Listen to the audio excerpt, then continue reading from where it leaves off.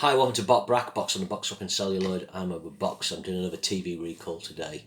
So looking at one of my favourite shows, 1 hour a nipper, and it's Return of the Saint. So Return of the Saint was the reboot of the classic Roger Moore show. So Lew Grade had tried this with the new Avengers in '76 and had made probably 24 episodes of that. And then he tried the same thing again with this. And this was screened 10th of September 78 to 11th of March 79. So by the time the show finished, I wasn't even yet 8. So I never really watched the original Saint because it wasn't repeated when I was younger. Although I'm a huge Roger Moore fan, when you go back to it, it's kind of quite studio bound.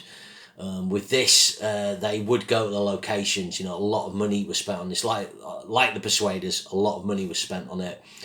And that was probably the problem. You know, it cost a lot to do, and then if it didn't take off in the US, it wouldn't get commissioned again. So I suspect that was what's happened. But it starred Ian Ogilvy. He was cast as Simon Templar. Jobbing British actor, great in The Sorcerers and Witchfinder General, Michael Reeves film. I think he's great in this. I really like Ian Ogilvy. If you check out a kind of straight to DVD gangster thing he does called We Still Do Things the Old Ways, there's a sequel as well. And he's really good. Kind of a shame he didn't get used more. Really, he's kind of one of those what called transatlantic actors. You know, Simon McCorkindale, Ogilvy, Brosnan. You know, Casanova. They'll go and work in America, and they've got that kind of soft lilt where they can play the sort of typical Englishman, but in a I don't know how I'm trying to describe it, but anyway, he's in that ilk really. What was also cool about this, it had a great theme tune, brilliant theme tune, written by a guy called John Scott. Apparently that's what it says here. But the original, I think, was by Edward Nastley. But the other top thing was it had the Jag XJS. So Jag XJS was like the replacement for the E-Type Jag. So this is a key car in 70s TV. I think the XJS was first made in 76. But this was the first TV show to kind of use it, and it was a cool identity thing for his character because the Roger Moore Saint had a Volvo P180.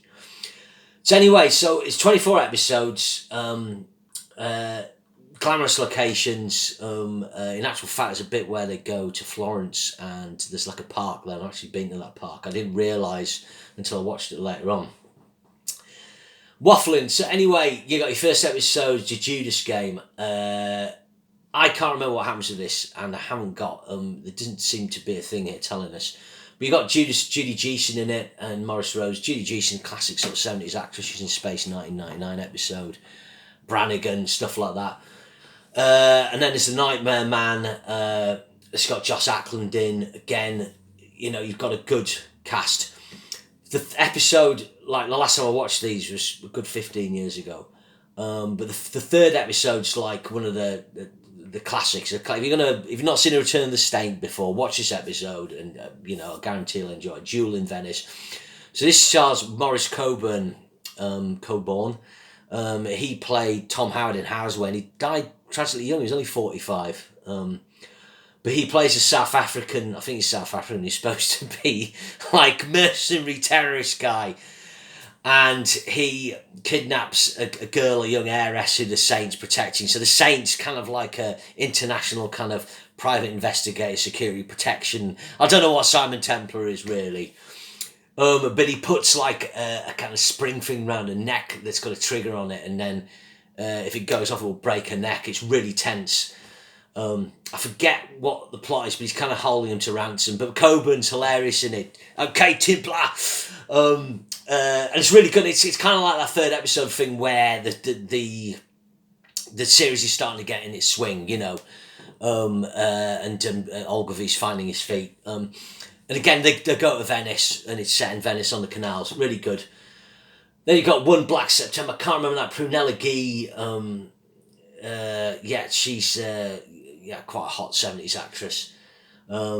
And then there's The Village That Sold Its Soul. Now this is quite an interesting one. I remember this because it's set in Italy, I think, or possibly some Mediterranean, and maybe I think it is Italy.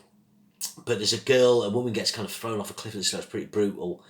It's to do with mafia boss, and it's an interesting episode.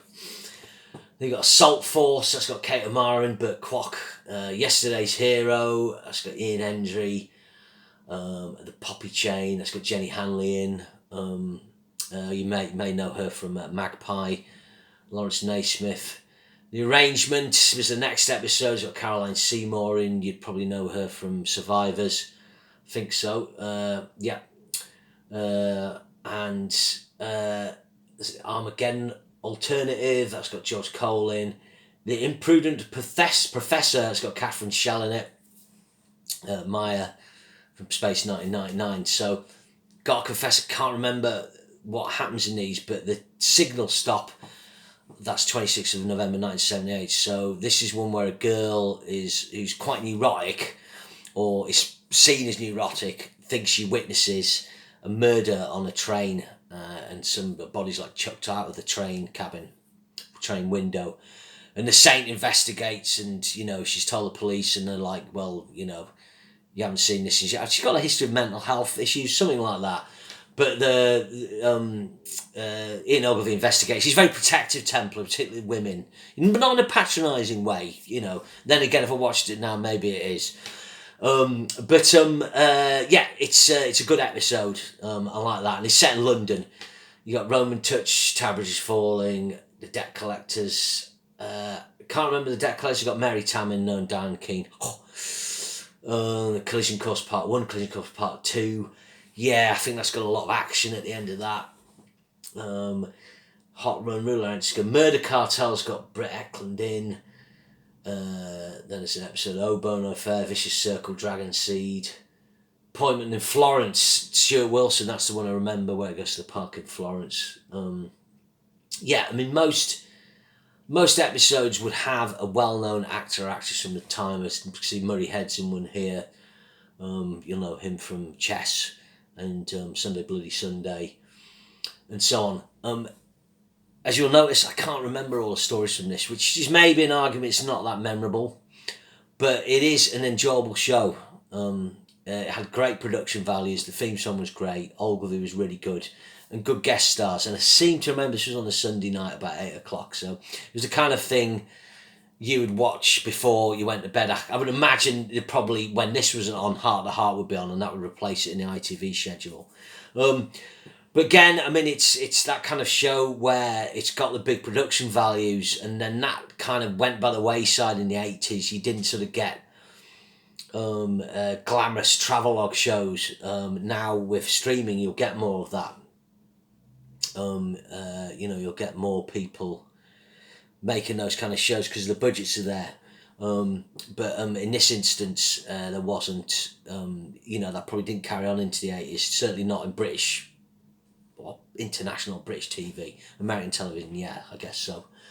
But yeah, that's it. That's Return of the Saint. I wish I could, like I say, remember more about the episodes, but I'm just looking at the DVD case here. But it's a show it's worth checking out. It brought me a lot of joy when I was a young'un, and yeah, go for it if you come across some episodes. So yeah, remember, share and subscribe. Feel free to check out other vids, and I'll see you again soon. Thank you very much. Bye.